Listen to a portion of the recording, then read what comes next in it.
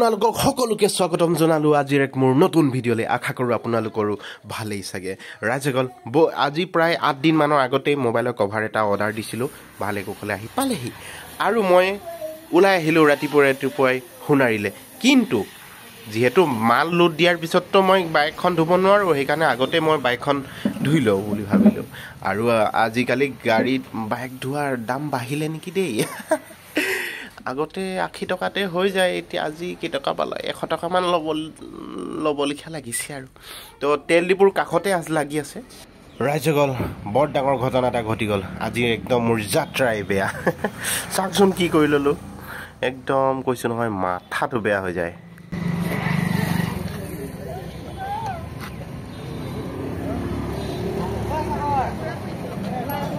এনেকৈ দাঙি দিম দেই আকৌ আলু বস্তাটো খুলি ল'লে মই উঠাবলৈ দিগদাৰ চেনটো এইটো গৈছে নেকি বাৰু এইটো অঁ খাই দিলে দেখোন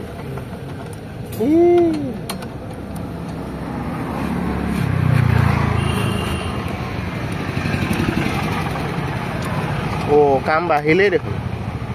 এই জিৰ' কাট মাৰা লিখিয়াকৈ মই হেলনি কৰি কিনে ঘূৰাইছিলোঁ কৰি কাৰণে বাৰু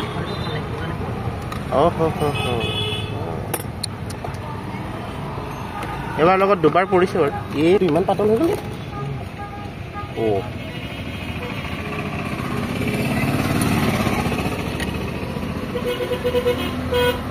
তাতে পৰি গ'ল ন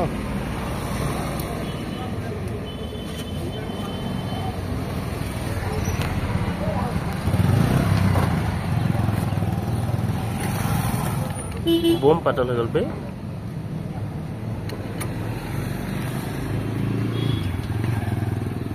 কামতে কাম বাঢ়িছে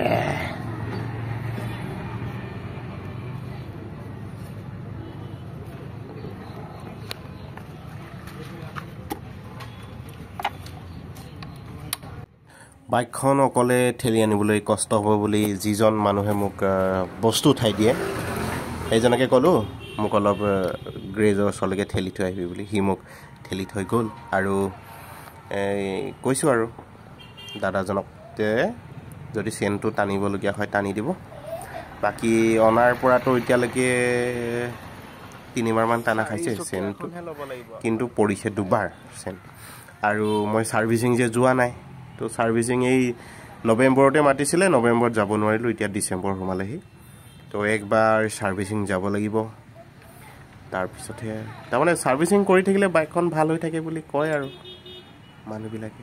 আৰু ডিলাৰৰ পৰা দুদিনমান ফোন মাৰিলে এতিয়া ফোন নমৰা হৈছে আৰু এই নৱেম্বৰ মাহতে মোৰ ইনষ্টলমেণ্টো শেষ হ'ল তো সেইকাৰণে এতিয়া সময়ে নিমিলিছে নহয় যাবলৈ ৰাইজখন তো সময় উলিয়াই কিনে এপাক গৈ আহিব লাগিব সময়ৰ কাম সময়ত কৰিব লাগে বুলি কয় আৰু হয়নে ৰাইজকল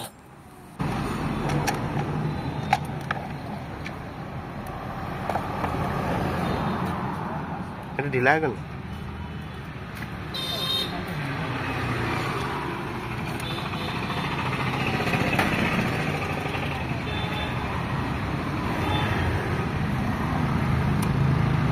দাঙিব লাগিব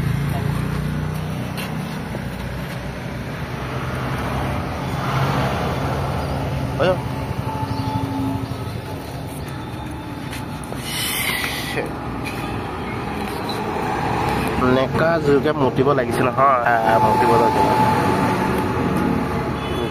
জেগা নাই ইয়াত টাউনখন সেই তেল ডিপুতে যাব লাগিব